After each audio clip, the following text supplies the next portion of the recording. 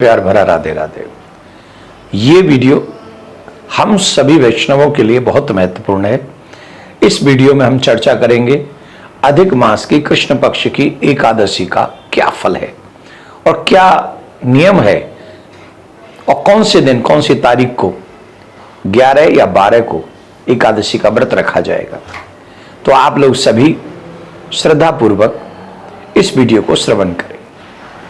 युधिष्ठिर के पूछने पर कि अधिक मास की कृष्ण पक्षी की का जो एकादशी है उसका क्या नाम है, उसका क्या महत्व है, पूजन कैसे करना चाहिए, भगवान श्री कृष्ण ने कहा, धर्मराज, अधिक मास की जो कृष्ण पक्ष की एकादशी है वह है परम पुरुषोत्तमी एकादशी है, या उसे कमला एकादशी के नाम से भी जाना जाता है।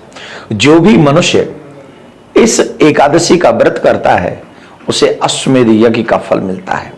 विधि विधान से अगर ये यज्ञ करे तो ऐसा क्या है जो वो प्राप्त नहीं कर सकता। मैं तुम्हें एक कथा सुनाता हूं। कांपिल्य नगरी में एक सुमेधा नाम के ब्राह्मण रहते थे। वो बड़े ही धर्मनिष्ठ थे, बहुत ही धर्मपथगामी थे। धन का अभाव था, इसके बावजूद भी वो अतिथि का भोजन कराए बगैर भोजन नहीं करते थे। उनकी पत्नी भी धर्मपरायणा पतिव्रता स्त्री थी और जैसे पति चाहते थे तो पति के अनुकूल ही रहा करती थी। एक बार ब्राह्मण देवता ने कहा कि देवी, इतने कम से धन उपार्जन से हमारा ग्रस्त ढंग से परिवार नहीं चलेगा, तो मुझे धन उपार्जन करने के लिए प्रदेश जाना होगा।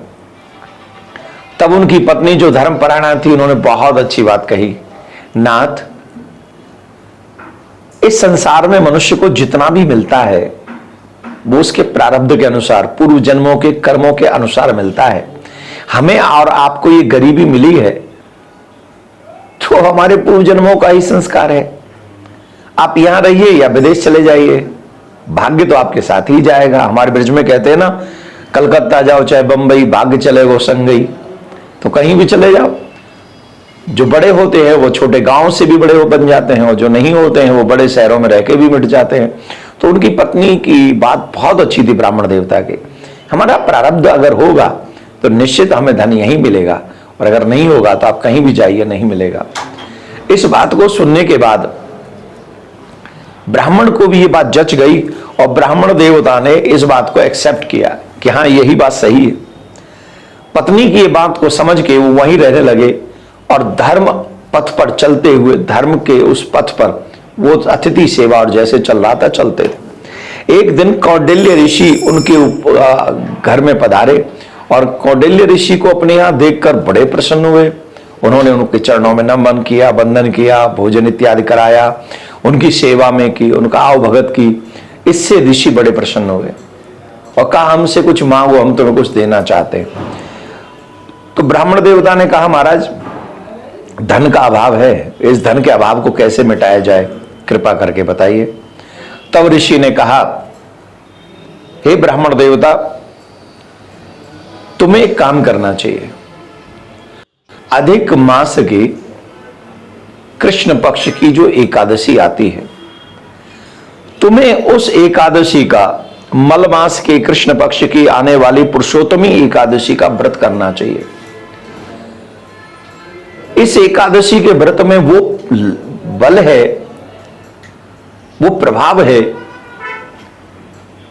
कि इससे दरिद्रता नष्ट हो जाती है, सुख संपत्ति बढ़ जाती है। इस यज्ञ, इस व्रत को करने से अश्वमेध यज्ञ का फल लगता है। और तो और पुराणों में तो यहां तक वर्णन है कि कुबेर को भी कोषाध्यक्ष होने का जो पद मिला, शंकर भगवान ने कृपा करके किया, वो इसी एकादशी के व्रत के बाद दिया। इतना बड़ा फल है पुराणों में एकादशी का, इस अधिक मास की एकादशी का। तो तुम ये व्रत करो, तुम्हारा जो दारिद्र्य है वो नष्ट हो जाएगा। संत की बात पर बिलीव करके, विश्वास करके दोनों पति पत्नी ने, महात्मा ने कहा कि दोनों व्रत रखना, पति पत्नी, और उन दोनों ने वो व्रत किया और उसका बड़ा प्रभाव हुआ। वो इसी लोक में धनवान बने, उसी गांव में रहते हुए धनवान बड़े बड़े संपन्न हुए और फिर अंत में शरीर त्याग कर भगवान के धाम के लिए प्रस्थान किया। ये बहुत सुंदर कथा इस एकादशी की है। लेकिन इस एकादशी के व्रत में हमको क्या करना चाहिए? बहुत महत्वपूर्ण एकादशी, पुरुषोत्तम मास की, कृष्ण पक्ष की आखिरी एकादशी है कृष्ण पक्ष की और मल मास की। तो इसमें हमको सुबह प्रातःकाल उठकर स्नान करना चाहिए और स्नान करने के बाद में भगवान के आगे हाथ में जल और पुष्प लेकर संकल्प करना चाहिए कि हम ये व्रत करेंगे।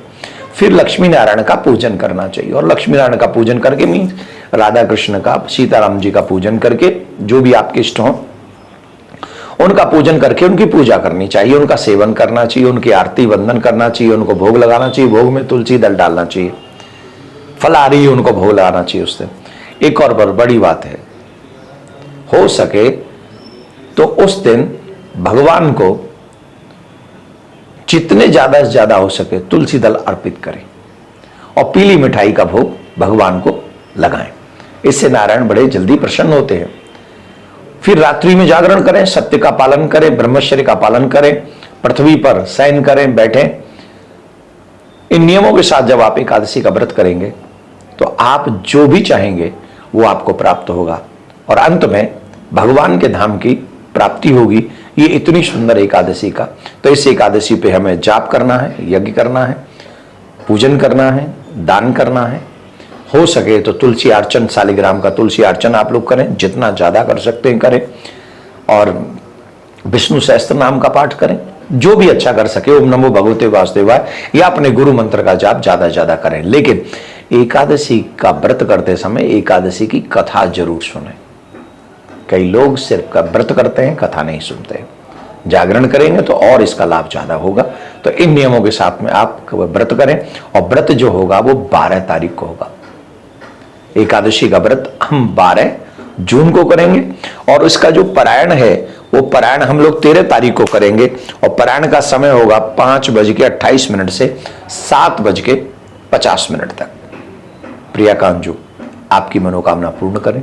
प्रिया कांजू आपके मन में जो भाव है वो उसे पूरा करें। आपके परिवारी जनों को, बच्चों को सनातनी बनाएं। प्रिया कांजू सुख समृद्धि धन से आपको संपन्न करें और अपने चरणों की भक्ति प्रदान करें। ऐसी प्रार्थना मैं प्रिया कांजू से करता हूं। राधे राधे।